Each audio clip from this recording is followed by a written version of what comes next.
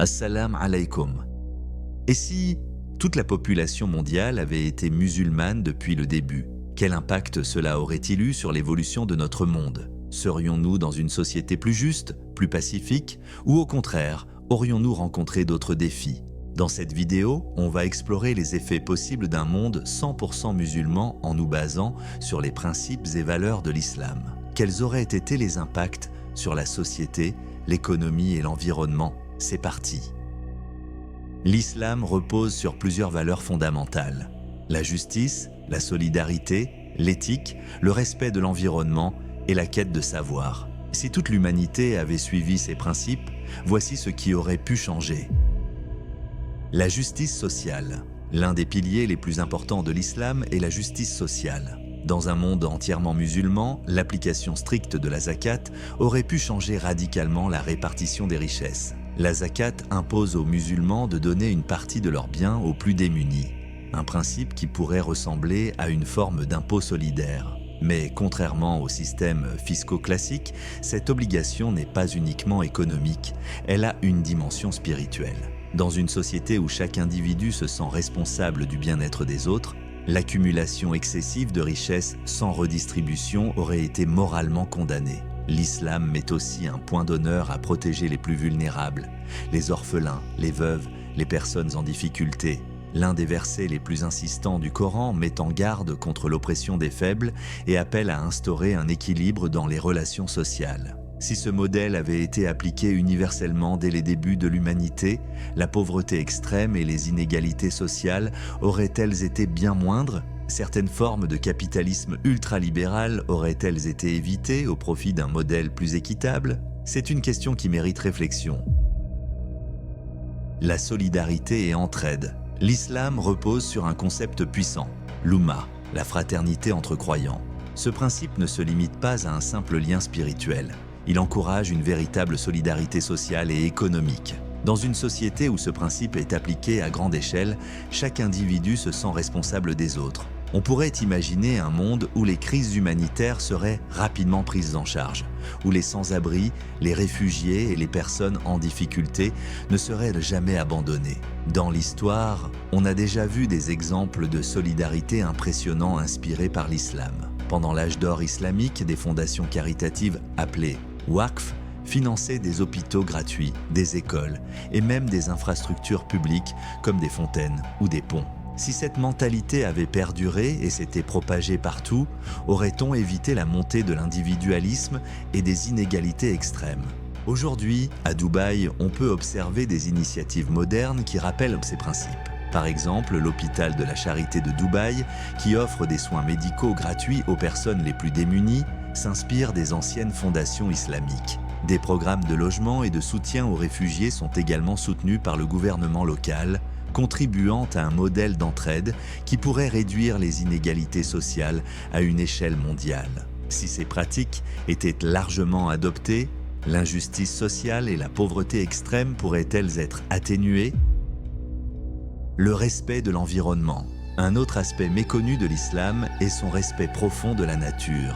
Contrairement à la vision souvent humano-centrée du monde moderne, l'islam considère l'homme comme un gardien de la terre, un calife, et non comme un simple utilisateur de ses ressources. Le prophète Muhammad, paix et bénédiction sur lui, encourageait la modération et interdisait le gaspillage, même en temps d'abondance. Il disait « Ne gaspillez pas l'eau, même si vous êtes au bord d'un fleuve ». Dans un monde où ces principes auraient été universels, l'histoire aurait peut-être pris un autre tournant.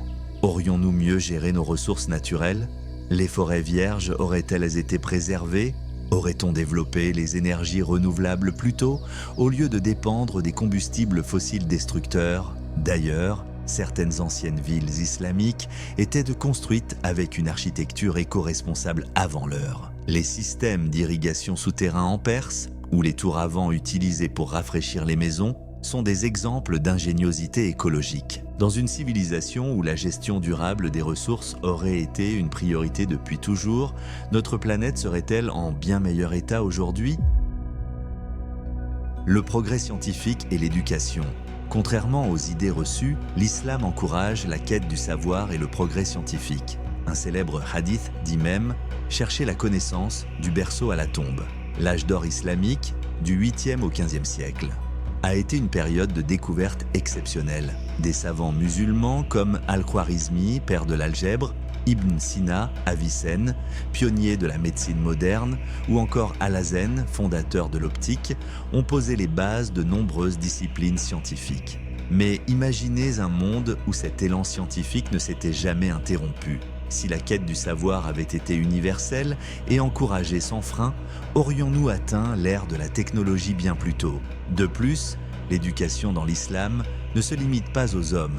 Contrairement aux stéréotypes, les femmes avaient un accès à l'apprentissage bien avant de nombreuses civilisations. Fatima Al-Fihri, par exemple, a fondé l'université Al-Qarawiyyin au Maroc en 859, considérée comme l'une des plus anciennes universités du monde encore en activité. Dans une société où l'éducation aurait toujours été la priorité absolue, notre monde serait-il plus avancé?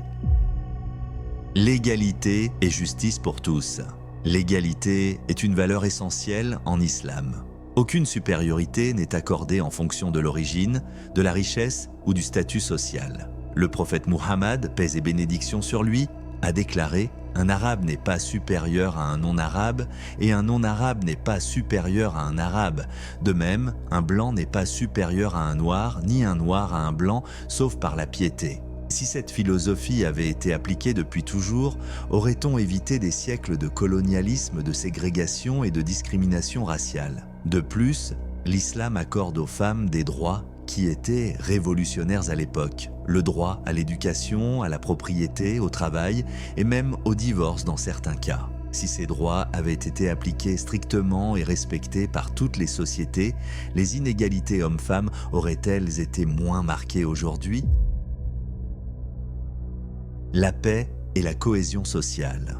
Et si l'humanité avait grandi avec la paix comme valeur centrale, au lieu de la conquête et de la domination, l'islam met un point d'honneur sur la justice et le dialogue. Dans le Coran, il est dit « Si deux groupes de croyants se combattent, réconciliez-les » Sourate 49, verset 9.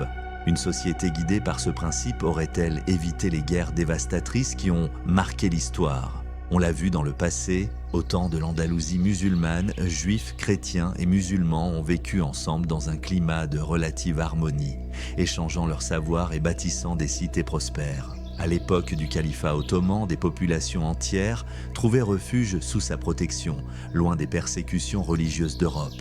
Mais la nature humaine aurait-elle toujours cherché à diviser, même sous une même foi? L'histoire nous enseigne que des tensions ont existé, même entre musulmans.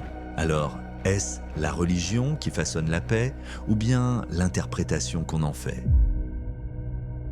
Un système économique plus éthique. L'économie islamique repose sur des principes de justice et d'éthique. L'interdiction de l'usure, riba, empêche l'exploitation financière et la zakat, aumône obligatoire, garantit une redistribution des richesses. Dans un monde entièrement musulman, les banques fonctionneraient sur un modèle différent, basé sur le partage des risques et l'investissement dans l'économie réelle. Historiquement, les civilisations musulmanes ont prospéré grâce à ces principes. À l'époque médiévale, les caravanes commerciales reliant l'Afrique, le Moyen-Orient et l'Asie suivaient des règles de commerce équitables inspirées par l'islam. Les souks, marchés, étaient régulés pour éviter la spéculation abusive et assurer des prix justes. Un tel modèle aurait-il permis d'éviter certaines crises financières modernes, comme celle de 2008, causée par une spéculation excessive et des prêts toxiques? Aurions-nous développé une économie plus stable et plus juste, où la richesse circule mieux et profite à tous? Alors, que peut-on en conclure? L'islam nous enseigne que ce monde est une épreuve, dunya, un passage où chacun est responsable de ses actions. Peu importe l'époque ou la société, c'est à nous d'incarner ces valeurs et de bâtir un monde meilleur en restant fidèles aux principes de vérité, haq, de justice, adel, et de bienveillance, rahma. Qu'Allah nous guide vers le droit chemin, qu'il remplisse nos cœurs de sagesse et de paix et qu'il nous accorde sa miséricorde ici-bas et dans l'au-delà. Merci d'avoir regardé ma première vidéo, abonnez-vous pour me soutenir et ne rien manquer des prochaines analyses. Assalamu alaikum.